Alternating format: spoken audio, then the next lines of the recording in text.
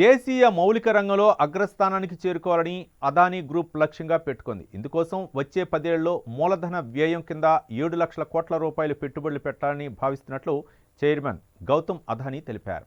దేశంలో అతిపెద్ద మౌలిక సదుపాయాల సంస్థగా తన స్థానాన్ని నిలబెట్టుకునేందుకు వచ్చే 10 ఏళ్లలో 7 లక్షల కోట్ల రూపాయలకు పైగా పెట్టుబడులు పెట్టబోతున్నట్లు అదానీ ఎనర్జీ సొల్యూషన్స్ స్టాక్ ఎక్స్చేంజీలకు సమాచారం అందించింది. అదానీ ఎంటర్ప్రైజెస్ ఇప్పటికే గనులు, విమానాశ్రయాలు, రక్షణ, ఏరోస్పేస్, సౌరశక్తి పరికరాల తయారీ, రహదారులు, మెట్రో రైలు, డేటా కేంద్రాలు, వరుస నిర్వహణలో కొత్త వ్యాపారాలను అభివృద్ధి చేస్తోంది. వీటిలో పోర్టుల వ్యాపారం బాగా నడుస్తోందని అదానీ పేర్కొన్నారు.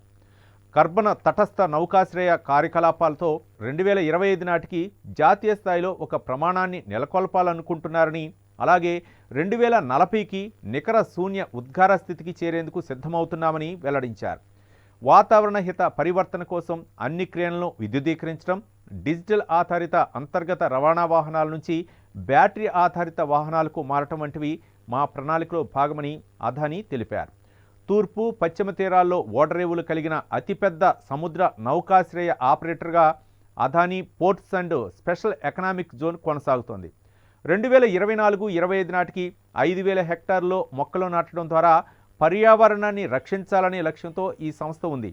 గుజరాత్లోని కచ్లో ప్రపంచంలోనే అతిపెద్ద హరిత ఇంధన పార్కును నిర్మిస్తున్నట్లు అదానీ వివరించారు.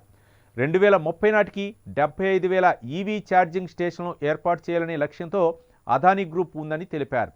తమ గ్రూప్ ప్రాంగణాల్లో మొత్తం 50 సైట్లలో రూప్ టాప్ సోలార్ ప్యానెళ్లు ఉన్నాయన్నారు. తమ గ్రూప్ వాహనాలు ఏడాదికి 3.7 కోట్ల కిలోమీటర్ల మేర ప్రయాణిస్తున్నాయని, అన్ని వాహనాలు డీజిల్ నుంచి సిఎన్జికి మారాయని తెలిపారు. డేటా కేంద్రాలు, సిమెంట్, టెలికాం, మీడియా తదితర కొత్త వ్యాపారాల్లోకి ఇటీవల అడుగులు వేశామని వెల్లడించారు.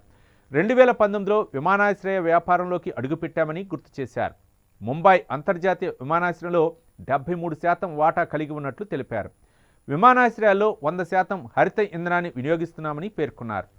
ఆసియా పసిఫిక్లో ఏసీఏ ప్రోగ్రాంలో లెవెల్ 4+ పరివర్తనలో 3వ స్థానంలో ఉన్నామని, 2029 నాటికి నికర ఉద్గార స్థితికి చేరాలన్నదే తమ తదుపరి లక్ష్యమని అదానీ వివరించారు.